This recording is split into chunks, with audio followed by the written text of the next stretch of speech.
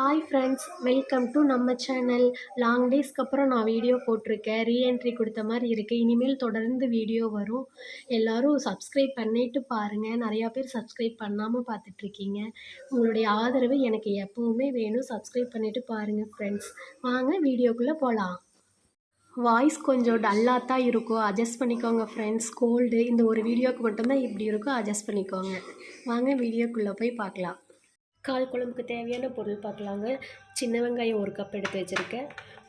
பூண்டு ஒரு கட்டி ஃபுல்லாக உரித்து எடுத்து வச்சுருக்கேன். இஞ்சி கொஞ்சோண்டு, 1/2 கப் தேங்காய், சீரகம், மிளகு, 2 ஸ்பூன் கொத்தமல்லி, வர கொத்தமல்லி, ஒரு தக்காளி, 4 காலை நல்லா மஞ்சத்தூள் கல்லுப்பு போட்டு க்ளீன் பண்ணி வச்சுருக்கேன்.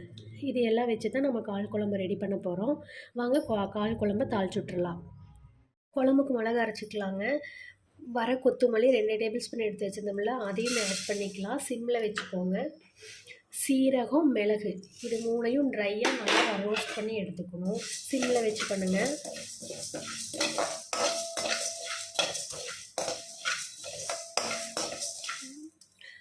கொத்தமல்லி நல்லா வதங்கிருச்சுன்னா நல்லா ஒரு மணம் வரும். அந்த ஸ்டேஜில் நாம் எடுத்து மாற்றிக்கலாம். அடுத்து 1 டேபிள் ஸ்பூன் ஆயில் ஆட் பண்ணி சின்ன வெங்காயம், இஞ்சி, பூண்டு நல்லா வறுத்து எடுத்துக்கலாம். சின்ன வெங்காயம் 1 கப்பு, பூண்டு, இஞ்சி நல்லா வறுத்து எடுத்துக்கலாம். அப்படியே ஒரு தக்காளி எடுத்து வச்சுருந்தேன் இல்லைங்க, அதை கட் பண்ணி இதில் ஆட் பண்ணிக்கலாம். நாலும் நல்லா வதங்கி வர அளவுக்கு நல்லா வதக்கி விட்டுக்கலாம். நல்லா வதங்கி வந்ததுக்கப்புறம் நம்ம தேங்காய் துருவல் போட்டு இறக்கி அரைச்சி எடுத்துக்கலாம். கருவேப்பிலை கொஞ்சம் ஆட் பண்ணிக்கலாம். ஆட் பண்ணி நல்லா வதங்கி வரட்டும். இஞ்சி, பூண்டு, தக்காளி எல்லாம் வதங்கி வர்றதுக்குள்ளே நாம் இதை நல்லா பொடி பண்ணி எடுத்து வந்துடலாங்க. அளவுக்கு வெங்காயம், தக்காளி வதங்கி வச்சு இந்த ஸ்டேஜில் 1/4 ஸ்பூன் மஞ்சள் தூள் ஆட் பண்ணிக்கலாம்.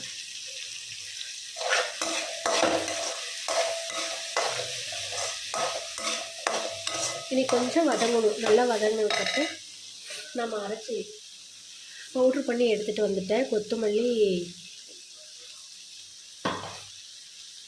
நல்லா வதங்கிருச்சு. இந்த ஸ்டேஜில் கொத்தமல்லி, சீரகம், மிளகு பொடி பண்ணி எடுத்துகிட்டு வந்திருக்கேன். அதை இதில் ஆட் பண்ணிக்கலாம்.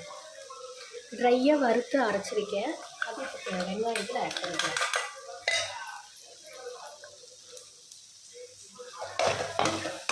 ஆட் பண்ணி ஒரு இது தேங்காய் ஆட் பண்ணிக்கலாம். இந்த ஸ்டேஜில்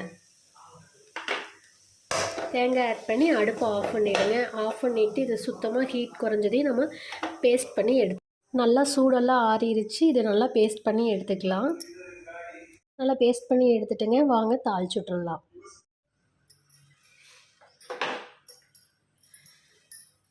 ஆயில் ஆட் பண்ணிக்கலாங்க.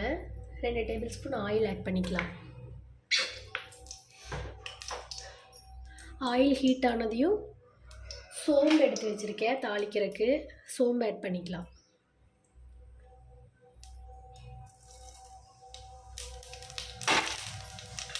சோம்பு பொரிஞ்சதையும் சின்ன வெங்காயம் 2 எடுத்து கட் பண்ணி வச்சுருக்கேன், அதை ஆட் பண்ணிக்கலாம். அப்படியே கருவேப்பிலையும் ஆட் பண்ணிக்கலாம். ஆட் பண்ணி நல்லா மிக்ஸ் பண்ணி விட்டுருங்க. சிம்மில் வச்சுக்கோங்க.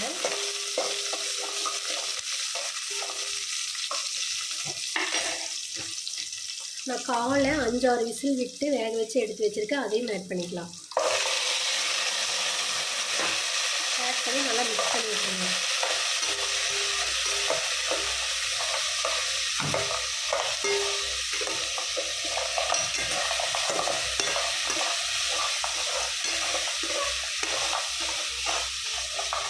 ஒரு 2 நிமிஷம் அப்படியே வதங்கட்டும். சாந்து அரைச்சி எடுத்து வச்சுருக்கேன், அதையும் ஆட் பண்ணிக்கலாம்.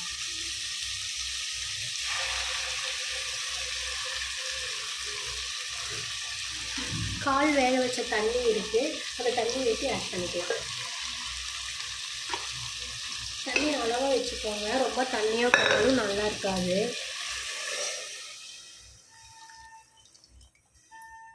ஊற்றிட்டேங்க. நான் இந்த அளவுக்கு வச்சுருக்கேன். வெந்து வரும்போது எனக்கு கரெக்டாக இருக்கும். இந்த ஸ்டேஜில் கல்லுப்பு ஆட் பண்ணிக்கலாம். நான் கால் வேக வைக்கும் போதே கொஞ்சம் உப்பு போட்டுட்டேன். இப்போ கொஞ்சம் போடுறேன். நல்லா கொதிச்சு வரட்டுங்க.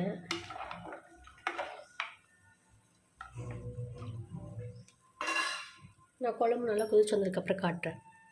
குழம்பு நல்லா கொதிச்சிட்ருக்கு பாருங்கள் ஃப்ரெண்ட்ஸ். நான் ஒரு தப்பு பண்ணிட்டேன். வரமிளகாய் ஆட் பண்ணுறதுக்கு மறந்துட்டேன். அந்த கொத்தமல்லி, சீரகம், மிளகு போடும்போது அதுலேயே வரமிளகாயும் போட்டு நீங்கள் அரைச்சிக்கோங்க. நான் இப்போ வரமிளகாய் தூள் போட்டிருக்கேன். நீங்கள் வரமிளகாய் அதில் ஆட் பண்ணிக்கோங்க. குழம்பு கொதிச்சிட்ருக்கு. இனி ஒரு 2 நிமிஷம் கொதிச்சதுன்னா குழம்பு ரெடி. கால் குழம்பு சூப்பராக ரெடி ஆகிடுச்சுங்க. இந்த ஸ்டேஜில் நம்ம இறக்கிடலாம்.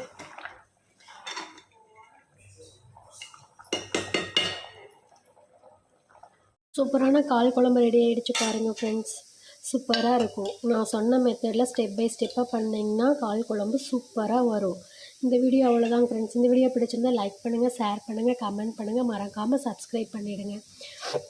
Thank you friends.